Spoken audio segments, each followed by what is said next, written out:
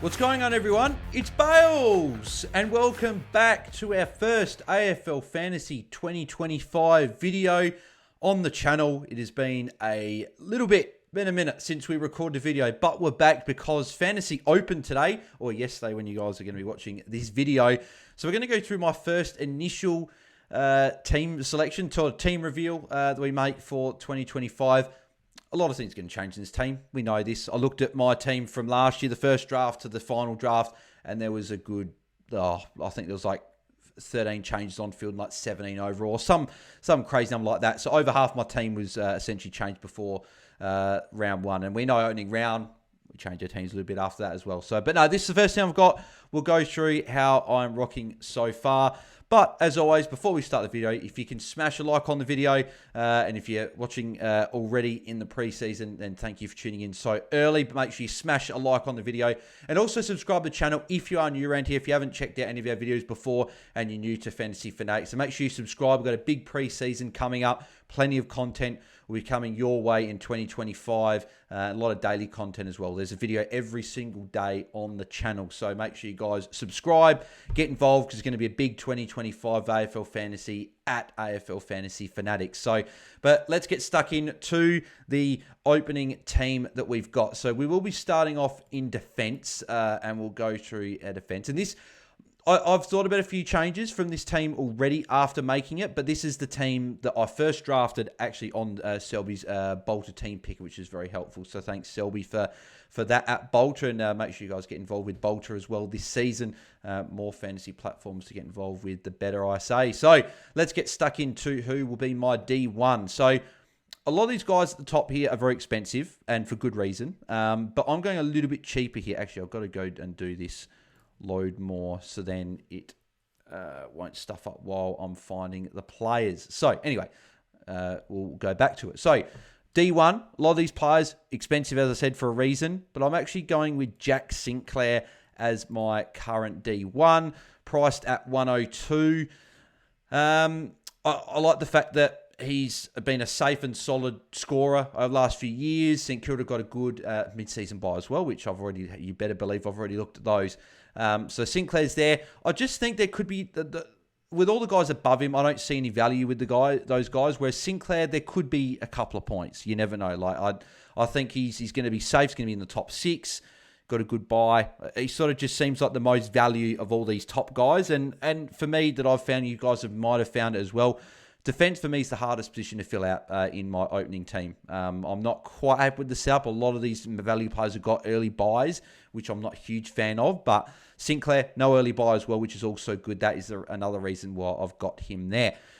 Going in at D2, that's it for the 900k plus defenders. So going in at D2 is James Sicily. I talked about this with Jordox on our trade period sort of recap. I'm quite bullish on Sicily, and I'm very keen to watch him in the preseason. With Tom Barrass and Josh Battle joining Hawthorn, I think that frees up Sicily to go back to what he was doing a couple of years ago, being that third tall intercepting defender, the general back there. Again, Hawthorn are a better team than what they were, so I don't see him averaging 110. But when you look at what he's priced at 87.4. I think that there could be a good at least 8 to 10 points upside there. We know he can average over 100. He's done it before. Maybe he averages just a tick over 100. But even if he goes 95 plus, I'm still pretty happy with the pick. There's obviously the risk there that does he play more forward because of the defenders there. But I think when they've got Mitch Lewis, they've got Cal Shadir as well, Mabior Chol, Jack Gunston's still around as well. So they've got a few taller forwards, so they don't necessarily need him to play forward, but he might get swung a lot in the fourth quarter if they need a spark there. But I'm pretty happy with Sicily there. I like the price under 900k, so he's currently sitting there as my D2. I do like McKercher as a pick as well. He's been in and out of the team since I made my first draft, but I'm just going to go purely on what I've got in the first draft. And at D3, I've got Jaiden Short, Dan Rioli and Liam Baker obviously both leaving. Dan Rioli more so because he played a lot more in defence. Liam Baker not as much in defence, but at times he still floated back there and took some points off. But Jaiden Short, we've seen him go over 95 a number of times. We've seen him in patches as well, average over 100. And at one point, he was the most sought-after defender in the game at one point. Richmond are going to struggle a bit this year. Obviously going to be playing the kids. I expect Short to take the bulk of the kick-ins there as well. I think he's just value. He's priced at 825k. I like the price. Priced at 80.5. Again, if he averages 90 plus, it's still pretty good. I think he can go 95, which is 15 points unders, and I think that's a pretty good pick. So I'm a big fan of Jaiden Short as an underpriced premium there, slotting in at D3. Again, a few names here that I like. We'll talk about in the preseason. Kane Farrell, Matt Roberts. I like some of these names here. Even maybe John Noble potentially, seeing what his role is like at Gold Coast. Coming in at D4, though, I've actually got Harry Perryman over Callum Mills. So a lot of people got Callum Mills. I don't even know what Callum Mills' is ownership. 16%, obviously very, very early as well. I expect Callum Mills to be the higher owned of the two. I've just gone Perryman just for now. They're exactly the same price. I'm going to go one of the two. I don't think I'll go both because when you look at it, Sicily's got an early buy, Perryman's got an early buy, Mills has got an early buy. There's also a defender that we're sitting here that's got an early buy. I don't want too many of these guys, so that's why I think it'll be one or the other. I've got Perryman sitting there just because I think him going to Collingwood, he'll be playing in that midfield. I can't see him moving to Collingwood just to play half back. They've got Dan Houston for that role. They've got other players back there like an Isaac Quainer and Darcy Moore and a few others there. So I think that Perryman will play in the midfield. That's what they're recruiting. But Mills, I like as well. I've just gone a little bit different, I guess, in my opening team, sort of what I've looked at. But Mills, I like there as well. And it'll be interesting to watch both of their pre-seasons and both of their opening rounds to see who I go with there. I don't think I'll start with both unless I was to trade Sicily or the next guy that we're going to be putting on this list. So we're going for a bit more value here, scrolling all the way down below 600k, and we're going to be going to 521k, and that is Jaiden Coleman. 30% discount on his price from the previous year. He's priced at, what did Liam Stocker average? He's priced at just over 50. So I think he was value last year, and he's got a further 30% discount. So I think he's quite, not a lock, but he's very, very good. And I think he'll be very, very popular for good reason. He's got the early buy. He was the other one I was alluding to. It's got the early buy. So that's already 3 defenders in my team that got an early buy. I don't love it, but they're all value. And it's going to be hard, I guess, to pick 6 defenders that don't have an early buy. So Jaiden Coleman as well. The thing I'm interested to watch is how he goes back there with Dane Zorko. I don't think Zorko's going to be moving out of that role. All-Australian, helped Brisbane get to the grand final, win the grand final. So he'll be back there. Jaiden Coleman will be back there. So it'll be interesting to see. But when you price it just over 50, we're not looking at him to be going this 85, 90 plus like we may have done last year. If he can average 75, that's a fantastic result. So I think he can do that, and I'm a big fan of him. And again, another good thing to watch in opening round as well. We get a bit of a free look at him, a bit like we did last year. So looking forward to seeing Jaiden Coleman. One name I did actually like as well in the 400k that I didn't really think about too much. Actually, I think, is he a straight mid?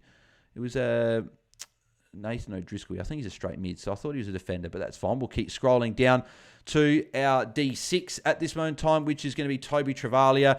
Again, rookies, it's a bit hard to predict who's going to be playing round one, but Toby Travalia, top 10 pick for St Kilda. I think he could play half back to start the year, so I've currently got him sitting there at D6. Then we've got Bo Allen sitting at D7. I think he'll slot into West Coast team from the get-go. So it'd be interesting to see if he gets a game early, but I do like Bo Allen sitting there. And there's actually a couple of these defenders at 230k. You got, just looking here, you've got, where is he? Oscar Ryan for the Crows could get games early. He's been very promising at the Crows there. Then you've got a few names that we saw last year as well. Jacob Ryan's been getting a bit of buzz from Collingwood as well. Who else we got here? Like Rhett Bazzo could play. Josh Gibcus, Zach Reid would be very popular, I think. Obviously, Blank as well if he gets back in the team. Obviously, with Battle and Barras there, maybe he's not going to quite start. But I think Gibcus and Reid are the two there that could be names early. But the guy I've got sitting there is, where is he? I think he's at the very top of the 230Ks list. Is Said El Hawali. I probably butchered that name. Apologies for that. But Saad is sitting there at D8. I think that he's a mid-season recruit from last year. I think got a bit of an injury at the back end of last year. Didn't play any games, but there's been a little bit of buzz already about him in the pre-season. So I think he could be a player that we look at starting in our defences at D8. So let's go to the mids and have a look at some of these. So plenty of names that I'm really intrigued by that are quite expensive. You've got like an Errol Goulden there. Does he take another step up again? Obviously 108 average, but he did go quite well after the first 5-6 rounds. Early buy does suck with him though. The Bont, he's been looking good in the preseason. Been seeing plenty of buzz with him. So he's someone that I'm going to keep an eye on. I started him last year. Didn't quite pan out necessarily. Maybe he's a guy from now on we just bring in at a later point. Jack Steele, Sam Walsh, Zach Butters, Jordan Dawson, plenty of names here. Nick Dacos, early buy sucks for him as well. Henry Brayshaw, I'm a fan of as well. Potentially an option that's been in the mark. Tom Green's been in the around the mark as well. The early buy is the only reason he's not in my opening side, but that could very well change. But I do currently have Connor Rozee sitting there at M1. No early season buy is the reason I've got him just over Tom Green at the moment. But again, depending on how they go and how he goes in the opening round and what we're sort of looking at with our team structures, I could go Tom Green. I like his value. But I also do like Connor Rozee's value. 996k, so under the $1 million. He's just too good a player to be there. Priced at 97, I think he's a 105 at least sort of player. So I think he could be some really good value. And I've got him sitting there as my current M1.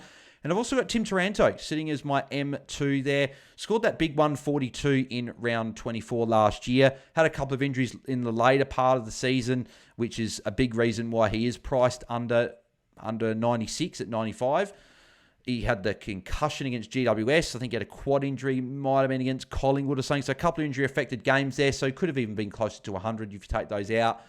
But I think he's a 105 guy. I think with Richmond struggling, I think he'll be the main guy in the midfield. I think there'll be plenty of tackles there. We know he can get some marks as well. I think he's at least 10 points under. So I'm a big fan of Tim Taranto heading in to the season. And I've got him sitting there as my M2. A lot of good options in that mid-price. I like Petrarca as well. He's been someone I've looked at. John Newcomb potentially. You've also got Will Ashcroft there as well. A few really good names here I do like. But the guy that will be sitting at M3 is Clayton Oliver.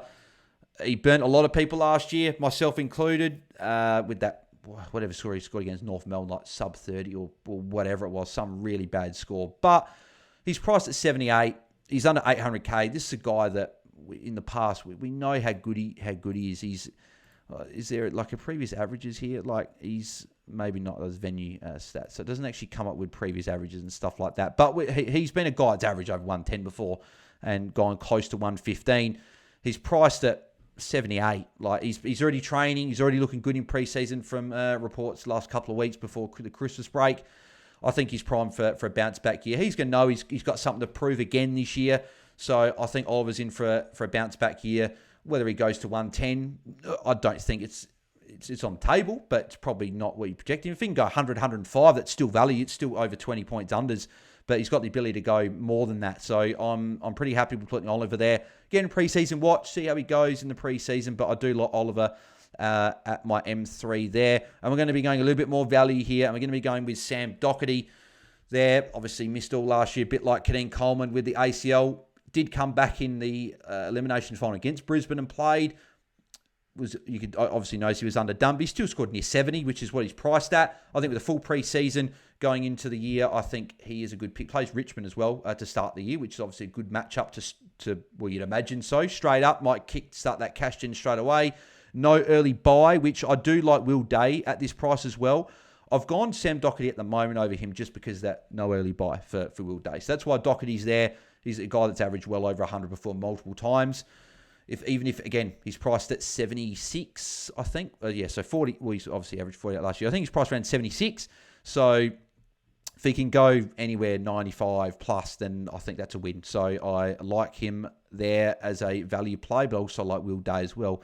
A few players around this price I do like as well. Obviously, James Peatling at the Crows, new recruit there as well, who could be an option that a few people consider. But I do have Isaac Cummings sitting there at M5. Could be this year's Riley Bonner / Nick Martin. A few other players that got defender sales last year as well. Moving to the Crows, I expect him to play a half back role and be the main distributor coming out of the back line. The Crows have lacked that for a number of years now. They haven't really had that number one guy that's taken all the kick-ins. Jordan Dawson started doing that at the start of his Crows career, but obviously more a midfielder now. I think Isaac Cummings is going to be that guy taking a lot of the kick-ins and being the main distributor. And we saw at Giants when he was doing that average over 90. So I expect Cumming to get that role. But again, bit of a watch pre-season, see if he's got that role. He could play on a wing that's been sort of thrown it a little bit, but I think he'll be playing in defence and being that distributor off half back. So I like him, priced pretty cheaply as well. What's he even priced at? He's priced at, it's not 61, it's, what is he? 575. Who's around that price? So he's priced just over 50. He's priced at like maybe 55, somewhere around there. So I like Isaac Cumming as an option there. Yeah, so there's Nathan O'Driscoll in the midfield. 441k, not too bad. It's just, it obviously sucks he's in the midfield. That if he's a defender mid, I think he'd be a lot more of an intriguing pick. But I just think with all these rookies in the midfield that we're going to be picking, I think it's going to be a bit hard. But yeah, Sam Layla's there. Bit of a... So he's going to be having a bit of a limited sort of start to the pre-season, nursing his way back from injury. So I haven't currently got him sitting in my side, but could easily make his way into the team depending on what he does in the pre-season. Same with Finn O'Sullivan. Don't have him currently there, but he's obviously a high pick for North Melbourne. Will probably get games early. Probably playing a wing from what I'm hearing, but currently don't have him sitting. I just think a few other guys there that I prefer over him, and one of them being Jagger Smith. I think he's a ball magnet. Averaged the most touches out of all the new draftees coming in. He averaged, I think it was over 100 in the under-18 championships. He's an absolute ball magnet there, and I think he'll slot straight into Carlton's best 22 to start the season. It's going to be interesting to see because Carlton have got a lot of those midfielders. I know Matt Kenny's gone, but they've still got Paddy Cripps. They've still got Sam Walsh. They've still got Elijah Hewitt, Adam Cheris. There's still a few names there. Doherty, hearing he might play midfield as well. So few names there with Jagger Smith. Might split time between wing and midfield, but I think he's just too good a player at rookie price that we'll be looking at him, and I'm pretty happy to play him on field as well. Levi Ashcroft is next there as well on field. The guy got, 36 touches in a VFL game last year as a 17-year-old. He's an absolute jet, and he's going to, I think, slot straight into a premiership side, which is showing sort of the calibre of player that he is if you're going to slot straight into a premiership side. So I think we're all really excited to see what Levi Ashcroft can do at AFL level. And if he's anything like his brother, I think he's going to start off pretty well. So he's sitting there as my M7. And then M8, I've got Harvey Langford sitting there as well. Hearing good things out of Melbourne from the start of pre-season. I think that Melbourne are going to need him in that midfield. I think he's going to be thrown straight in there. Obviously, you've got Oliver, you've got Petrarca, you've got Viney. A little bit older sort of, Oliver's sort of mid-20s, but we know Petrarca and Viney nearing sort of the later 20s there. So I think that they're going to need to blood a couple of these youngsters more in there. And Harvey Langford, I think, is going to be thrown straight in there. So I'm a big fan of him. On the bench, I've actually paid up for a couple of midfielders here. So I've gone for Sid Draper on the bench along with Josh Smiley there. So I'm quite keen on both these guys. I think Smiley's a very, very tall midfielder. I think he's going to get games early for Richmond.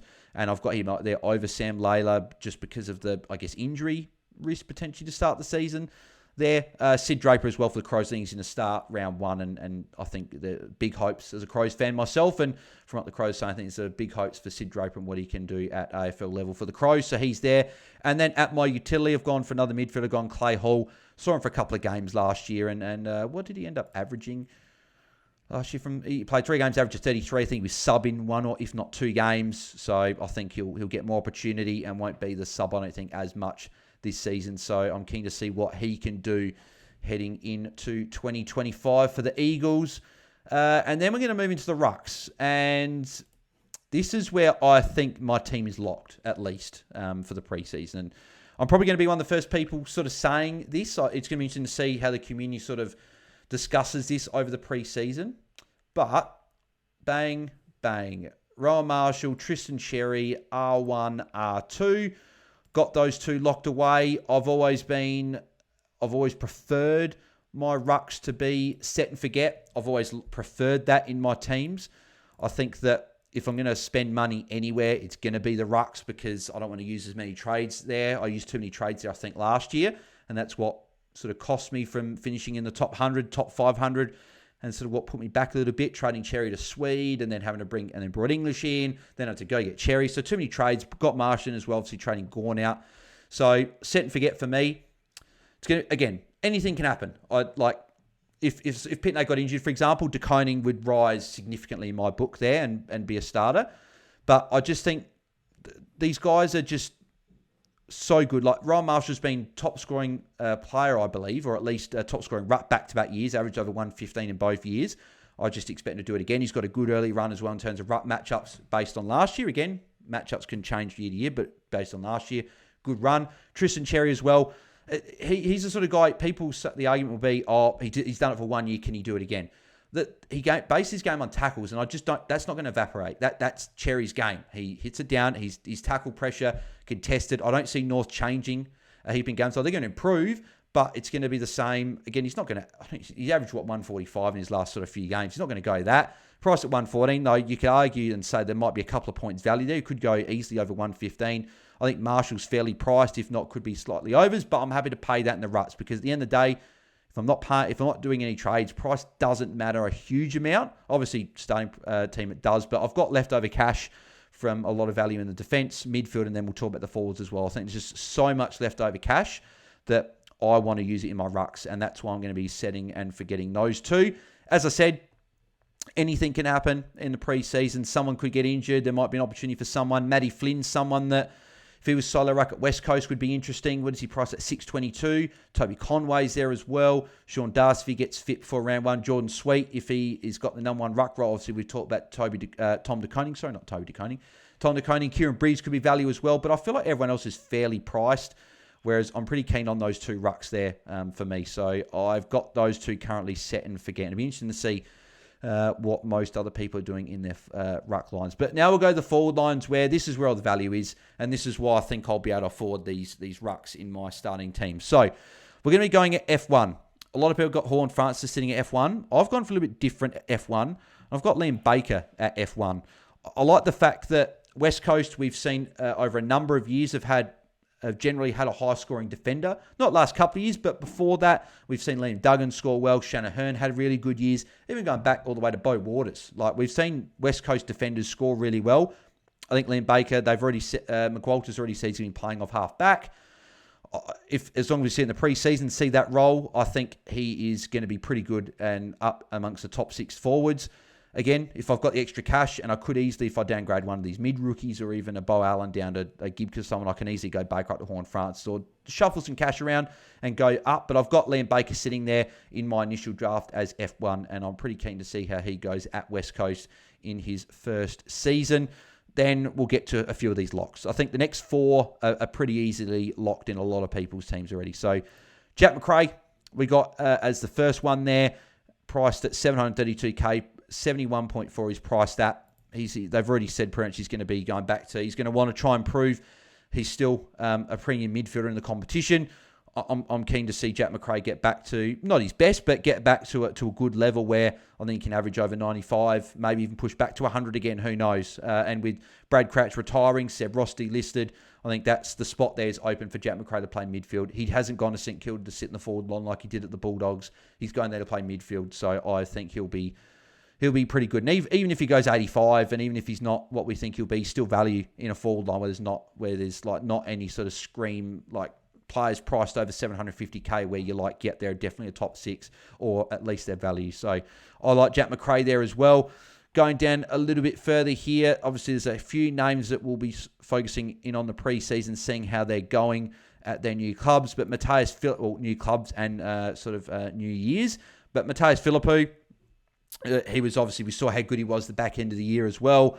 Obviously scored over 100 multiple times, scored over 90 multiple times in that midfield role. Showed a lot of promise for St Kilda. I think they're going to persist with that. He looks a really good player, and we knew this coming out of his draft year. Obviously had a really good sort of average in the under-18 championships and everything like that, like getting a lot of touches and can go forward and kick a goal or two. So I think he's a good pick at 656k as well. Does he get that discount? No, not quite, but yeah, price at 64. It's a really, really good price there, and I'm a big fan of Matthias Philippou. So I think going the Saints double there, and Macrae and Philippou is good. I like Sanders as well, keeping an eye on him in the preseason to see how he goes at the Bulldogs. If he can get some games early, could be someone that we really look at potentially starting in our side. Scrolling down a bit here, probably most people's first player picked in their team, Bailey Smith. 598k is just an absolute steal. Like, he's priced at under 58. Like, it's absolutely crazy. Or he's priced at 58. So it's crazy how cheap he is. Could argue it could be F1, could be the best forward. He's going to go to Geelong. He's going to get the keys, I think, to the midfield. He's going to play midfield, I believe. May spend some time on the wing, like we've seen Max Holmes has done, spending time a little bit on the wing and then in the midfield. I expect Bailey Smith to be doing something similar. if not more midfield. And I just think he's going to be locked in everyone's team. Like he's already up to well over 40% owned, I think, of the people already. 46%. I'm surprised it's that low. I'm surprised it's not already at like 60+%. So, yeah, and they'll just continue to rise as we get closer. And I think he's most people's first pick player, as I said, in their team. So, yeah, Bailey Smith, lock him in to our sides there. And then we'll go for the other player that's over 500k, a little bit cheaper as well. Another one of these locks in Caleb Daniel. Again, sub and multiple times last year. A bit like Jack McRae. That's why Jack McRae's cheeks. He was sub a few times. Caleb Daniel, same thing. Priced at 50. He could go 90 plus and be 40 points unders, and could even go more than that. We've seen so many players go to North Melbourne play at halfback, which is where Caleb Daniel will be playing. We've seen Aaron Hall, Jack Zeeble, Zach Fisher, Harry Sheasel, Colby McKercher. We've seen all these guys go into defence for North Melbourne and just go absolutely bonkers. So it's such a fantasy-friendly role, that North Melbourne halfback role, and Caleb Daniel's going to be back there, and I think it's going to be very fruitful for us fantasy coaches. So, yep, I think we're all going to be locking. I think that McRae, Philippou, Smith, and Daniel are going to be in a lot of people's sides. I think F1 might be different for a lot of people's sides, but I think F2 to 5 is going to be the same for a lot of people.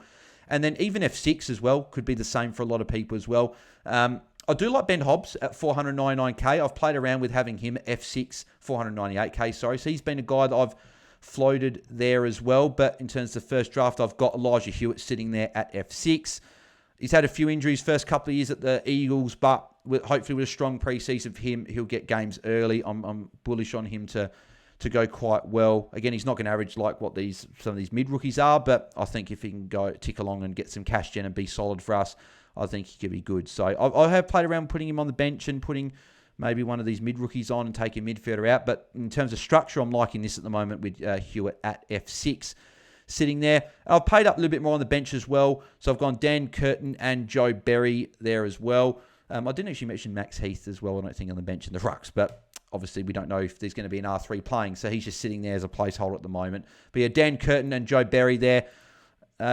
I just think Curtin, we saw some promising signs, not the average because he's had a few sub-games, but I think he'll get gains for the Crows this year. I think he's had a second preseason now, played a lot of games in the Sandford, got some games late. I think he's going to be better for the run in the first preseason than second preseason. And Joe Berry is getting a bit of buzz from Port as well in the preseason, so he's sitting there at the moment.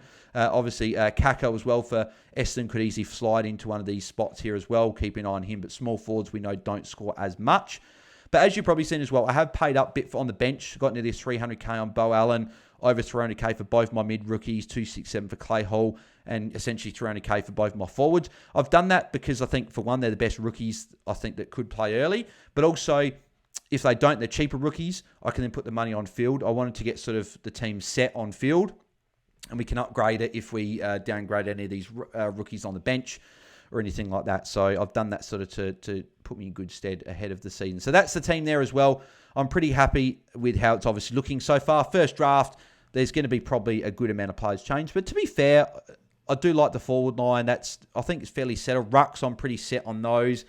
I like the midfield structure of the sort of 4 undervalued guys, and then the mid-pricer incoming, and then the 3 rookies, and then the defence, I think, is just filled out with 4 value guys there, and obviously Sinclair being the more expensive, and then Travalia as the rookie. But again, I know things are going to change. It's just going to happen whether it be injuries or rookies don't get selected round 1, or there might be some value guys in opening round that perform really, really well that we got to fit in. That might, like, what if Mills and Perryman both go 120 in opening round? You got to fit, and I got to fit both of them in. So it's going to be interesting to see how it goes. And there's some other, obviously, mids I like as well that I might want to put in instead of Rosie. Plenty of things to go on in the preseason. So this has obviously been recorded on, December 19th on the Thursday. So still got plenty of time for preseason to everything that happened. So, but I'm looking forward to it. Good to get a good team reveal out early.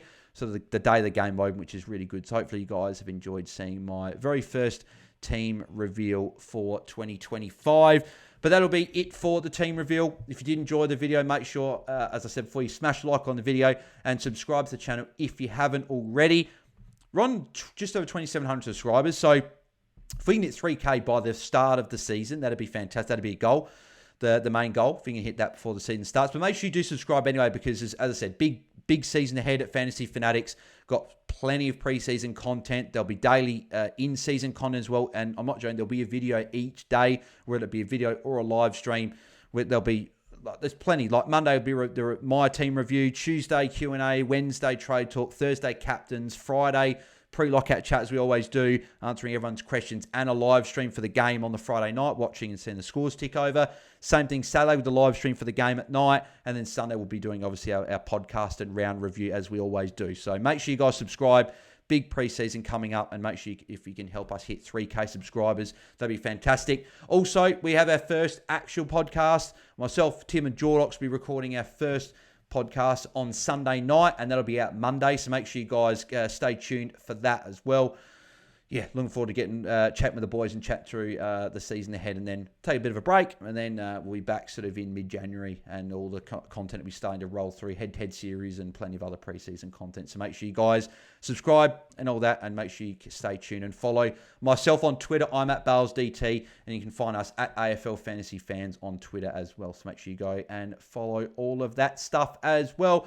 If you want to send through your teams on Ask Me on Q as well, if you've got any questions with your opening squad, if you want me to rate them and see, I can let you know what I think, then head over to Ask Me on Q, spelled QU.com/AFL Fantasy Fanatics. You can ask any preseason questions there. It's going to be open for the whole season, including preseason. So if you've got any questions as of now, feel free to send them through, but I'm not sure how many will come through straight up. But if you've got any other questions, well, put them in the comments below. If you've got any questions in terms of that as well, you can also leave them in the comments as well. So thanks, everyone. Thanks for joining in there. And we'll catch you guys on Monday for our first podcast for the season. So stay tuned for that. So thanks, guys. And have a good weekend. I'm out. Cheers.